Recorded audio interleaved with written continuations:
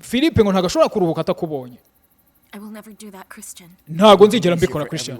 Ariko ibi ngibi byakorohereza buri muntu wese Lina. Urumva rwose tukavuga no kuri pressure turiho. Yego ariko ugomba kunyumva. Nta nyungu nimwe mfite yo kugaruka muri iriya si. Urabizi neza ko ibyo ngibyo bintu byose nabyanze nabiretse kandi nagusobanurira ibintu byose. Nese uratekereza ibyo bintu ari sawa kuri Pipe? Oya, ntago ntekereza ko ari sawa no kuri twese kandi. Christian, ngiye ndimo ndatekereza kuri wowe nanjye. Jewe ndashaka kugufasha mwana, ndashaka kugufasha. Nubwo ntekereza ko bashobora kuzanyisha ariko ndashaka kugufasha. Nawe waramfasha, urakoze cyane muvandimwe. Ese umeze neza? Kubera ko ukuntu umeze birasa nkaho rwose unaniwe. Nyine gufungirwa aha ngaha urumva mfite na depression. Ariko ibi ntago bivuze ko byibuze biri guhesha uburenganzira bwo kongera gusubira mu kunywa. Ibintu byo kunywa amayoga rwose ari ibintu biri ko gukora Christian.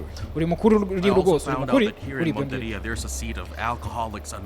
Nanone naje gusanga ahantu bavura abantu babaswe n'inzoga. Ariko Pipe rwose nawe uri murakabya. Oya ibyo ngibyo ikibazo nikirangira rwose wagakwiye kujyayo.